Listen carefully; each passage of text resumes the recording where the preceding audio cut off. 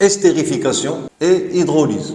Avant de commencer de définir l'estérification et l'hydrolyse et de voir les caractéristiques de ces deux transformations et comment on peut contrôler leur évolution, je vais faire un petit rappel concernant la nomenclature et quelques familles des composés organiques. Je vais commencer par les alcanes et en même temps radicaux alkyles. Bon, la formule générale des alcanes, c'est CnH2n plus 2.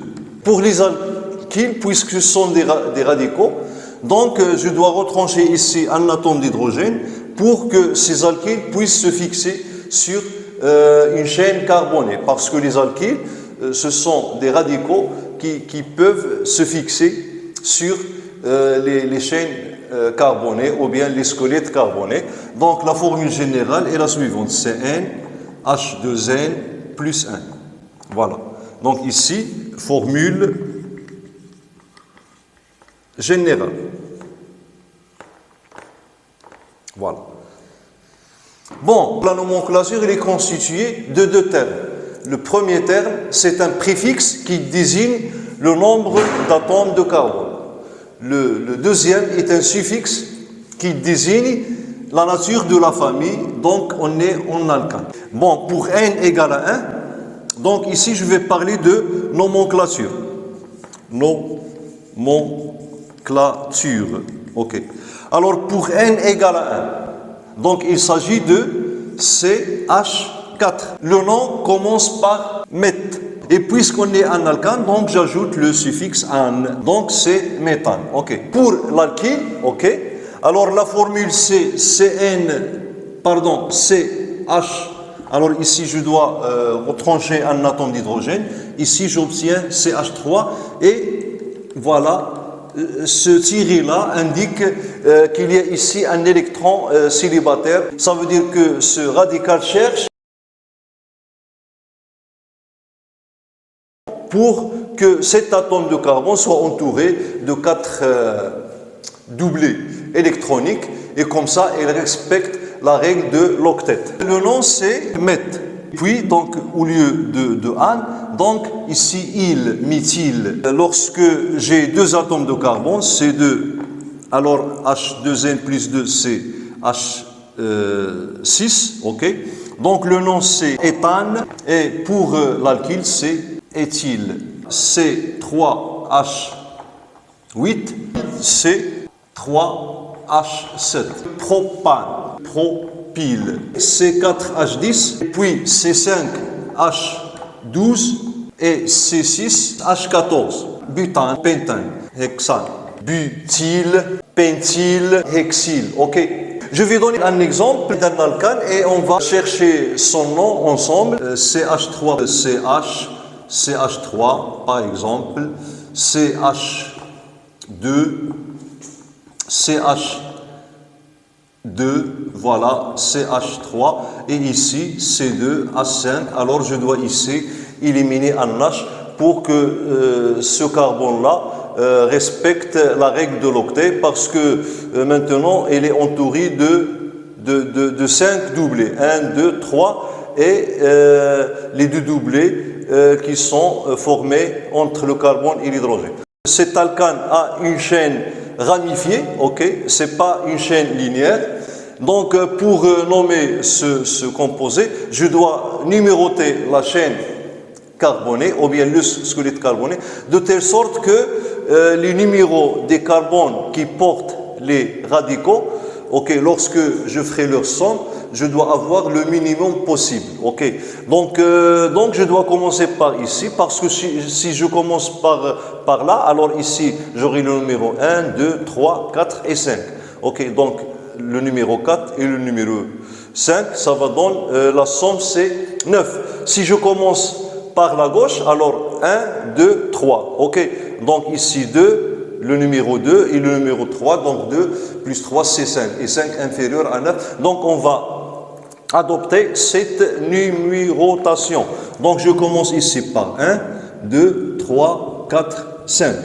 Pour nommer ce composé, ou bien cet alcane, alors la chaîne principale comporte 5 carbones, donc il s'agit du pentane. Okay. Donc avant, je dois mentionner les alkyles. Alors je dois commencer par éthyle. Pourquoi? Parce que E se situe avant M dans l'alphabet. Donc j'écris 3. Ça veut dire que l'éthyle est lié au carbone numéro 3. Donc 3, éthyle. Puis j'ai le 2, méthyle, pentane. Maintenant, je vais vous rappeler les alcools. Donc groupe caractéristique. COH appelé hydroxyle. Ça veut dire l'existence de ce groupe caractéristique dans la molécule d'un alcool lui offre la propriété ou bien la fonction alcool. Okay. Alors la formule générale d'un alcool est R, OH. Donc avec R, c'est un alkyle, soit il a une chaîne linéaire ou bien une chaîne ramifiée. Je vais donner un exemple. Voilà, CH3, OH. On va commencer par mettre. S'il s'agit d'un alkane, donc il sera méthane, Donc je lève le N, et j'ajoute le ol, Donc méthanol. Donc ol indique qu'il s'agit d'un alcool.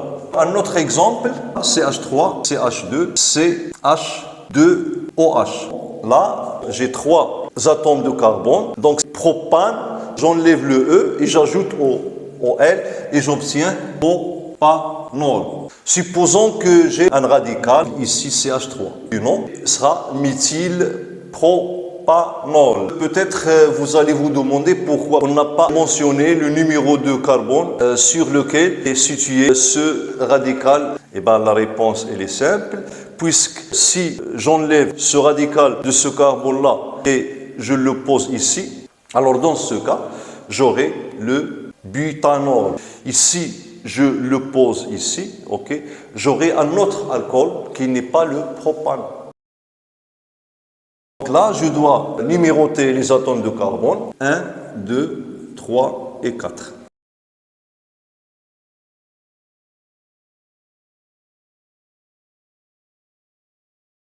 Ce que j'ai ici, c'est butane.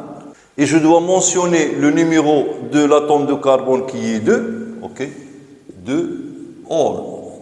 Et en comparant cet alcool avec celui-là, alors ce carbone-là, on l'appelle le carbone fonctionnel. Ça veut dire le carbone sur lequel est situé le groupe caractéristique de l'alcool. Alors le carbone fonctionnel, ici, il est situé sur le carbone numéro 1. Ça veut dire que le carbone fonctionnel, il est lié à un seul atome de carbone. Tandis qu'ici, le carbone fonctionnel est lié à 2 atomes de carbone. Alors cet alcool-là, on l'appelle alcool primaire. Tandis que cet alcool-là, on l'appelle alcool secondaire. On a aussi un alcool tertiaire. Le voilà. Alors, donc ici, ce carbone-là, donc je vais remplacer cet atome d'hydrogène, que je vais la mettre sur ce carbone-là, et ce radical méthyle, je vais le mettre sur le carbone fonctionnel. Et comme ça, j'aurai cette formule. Alors, le carbone fonctionnel, comme vous voyez bien, il est lié à 3 atomes de carbone. Alors, cet alcool-là, il est appelé alcool tertiaire. Et pour le nom, j'ai le numéro 1, 2, 3. Donc, je dois mentionner le radical alkyle, méthyle. Donc, 2 méthyle, prop, 2 ol. Donc, c'est un alcool tertiaire. Un petit mot sur ces 3 alcools. L'alcool tertiaire, c'est l'alcool le moins réactionnel parmi ces 3 alcools. L'alcool primaire est l'alcool le plus réactionnel. Ça veut dire il réagit bien dans les réactions chimiques. Ça veut dire le rendement des réactions chimiques ou lorsqu'on utilise l'alcool primaire est très élevé en comparaison avec le rendement de cet alcool, et en comparaison avec le rendement de cet alcool. Ça veut dire que cet alcool ne réagit pas bien, comme les 2 premiers alcools. Maintenant, je vais vous présenter un aperçu sur les acides carboxyliques. Il y a 2 types d'acides. Les acides minéraux, l'acide chlorhydrique, l'acide sulfurique, l'acide phosphorique, l'acide nitrique. Ce sont des acides qui sont forts parce que leur dissolution dans l'eau est totale. Et il y a aussi les acides organiques. Ils ne réagissent pas avec l'eau d'une façon totale, ça veut dire la réaction, leur dissolution dans l'eau, c'est une réaction limitée. On les appelle acides carboxyliques. Alors pourquoi carboxyliques? On va voir. On les appelle carboxyliques parce qu'ils contiennent la fonction carboxyle ou bien le groupe caractéristique d'un acide qui est le groupe carboxyle, qui est le suivant. Alors ici nous avons un atome de carbone qui est lié à un atome d'oxygène avec une liaison covalente double et avec un radical hydroxyle OH. Lorsqu'on rencontre ce groupe carboxyle dans une molécule, alors cette molécule, c'est une molécule d'un acide carboxylique. Je vais donner la nomenclature. Par exemple, l'acide le plus connu qu'on a utilisé au début, lorsqu'on a étudié les acides et les bases, c'est l'acide acétique. Son nom organique est l'acide éthanoïque, CH3, ok, OH. Ok, acide. Alors, voilà. Éthane, donc j'enlève le E et j'ajoute le suffixe wique, éthanoïque. Alors, éthanoïque veut dire acide carboxylique. Ici, j'ai un hydrogène, OH. C'est l'acide méthanoïque. Alors, toujours, je dois commencer par acide.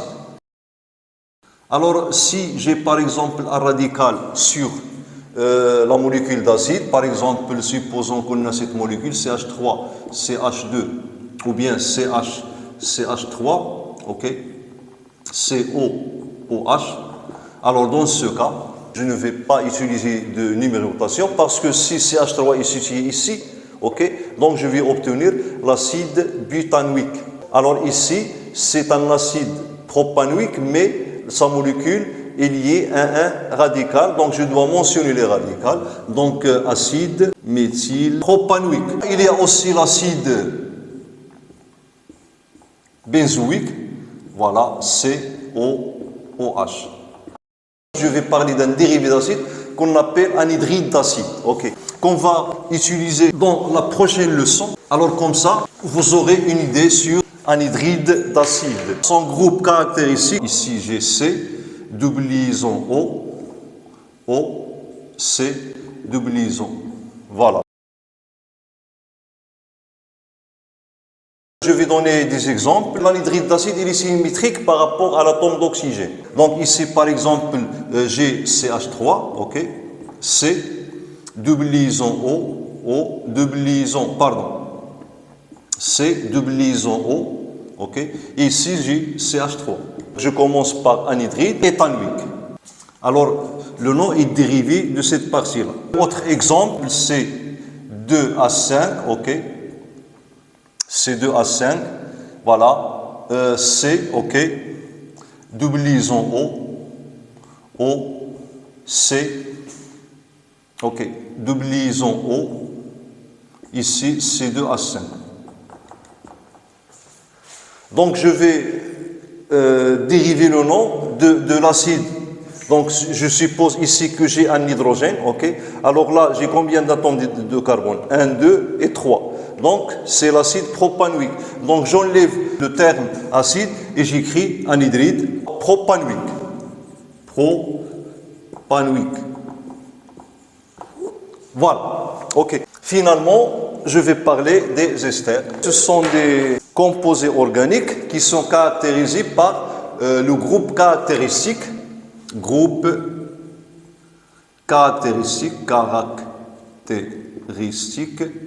ok, des esters. Voilà. Donc le groupe caractéristique. Alors le carbone fonctionnel, ok, il est lié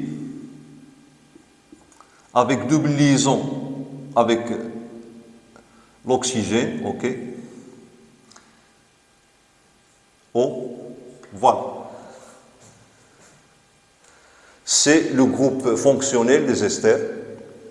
Ok. Alors, il n'a pas de nom précis, on l'appelle groupe caractéristique des esters. Donc je vais donner un exemple. Alors donc ici je vais mettre par exemple CH3, ok, C, O, ici par exemple C2H5. Voilà. Ok. Le nom est composé de deux termes, ok. Ce groupement des atomes, c'est comme un radical, ok. Et le nom principal dérive de cette partie-là, ok. Alors ici j'ai deux atomes de carbone, ok. Donc c'est éthanoate. De quoi? D'éthyle, ok. Éthanoate, donc ici j'ai deux atomes de carbone, éthanoate d'éthyle. D'éthyle. Ok. Un autre exemple, supposons que j'ai cette formule chimique CH3, ok. Bon, CH, par exemple ici CH3, ok. CH, bon, CH2, ok. CO, CH3. Ce radical méthyle, il peut être lié à ce carbone ou bien à ce carbone. Donc ici, il y a une différence.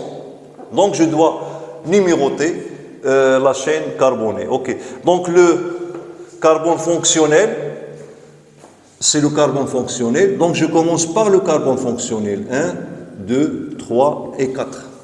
D'accord? Et donc je commence par mentionner le radical avec le numéro de l'atome de carbone avec lequel elle est liée. Alors le numéro c'est 3. Donc méthyle, ok. 1, 2, 3, 4, butanoate,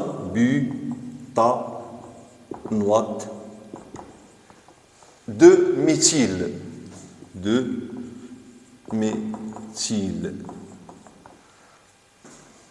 Donc c'est la règle qu'on utilise pour écrire le nom de l'ester.